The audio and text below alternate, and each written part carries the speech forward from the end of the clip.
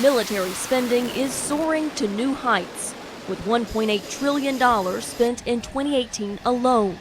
We have to see that as a warning signal, not necessarily something which will lead to war, but something which needs very close attention. Military spending hit a post-Cold War low in 1998. Now remember, oh my God. Then 9/11 happened. Fueled by fighting a global war on terror in Afghanistan and Iraq, military spending by the United States and its allies shot up until the Obama administration began making military budget cuts. Now, military spending is on the rise again, thanks to Russia and China. We have two revisionist powers that would like to be in a place where they're not at. We certainly don't want that to happen, not only for U.S. interests, but also on behalf of our partners and allies. The United States accounts for more than a third of global military spending. It boasts 11 aircraft carriers, a powerful nuclear arsenal, new elite fighter jets, and about 2.1 million troops. Experts agree its military remains the dominant force. I think sometimes there's a tendency to make Russia and China 30 feet tall, and they're not. There are real vulnerabilities there that we could exploit in a conflict, but there are also areas where they're more advanced than we are. China is now the world's second biggest military spender, going from just 2% of the world's military budget in 1990 to 14% now. Our allies and partners watching this who work with us should have no illusions that China is undertaking a comprehensive effort to modernize their military so that they can coerce and defeat us and our allies in a future conflict.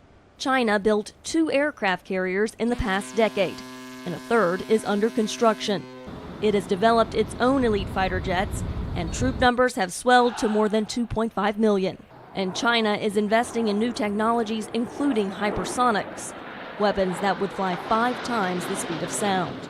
That will be perceived as a threat by its neighbors, and those neighbors will also then react to that.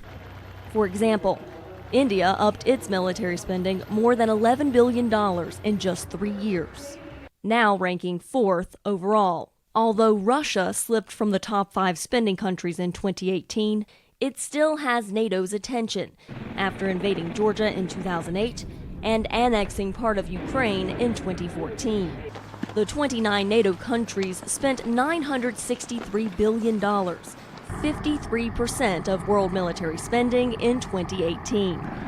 And that number is likely to increase as the U.S. continues to pressure allies to spend 2% of their gross domestic product on defense. I don't think we can let countries off the hook. You can't simply substitute, say, well, my 2% is going to go toward technology or I'm going to build infrastructure. I can't deter a Russian brigade with a road.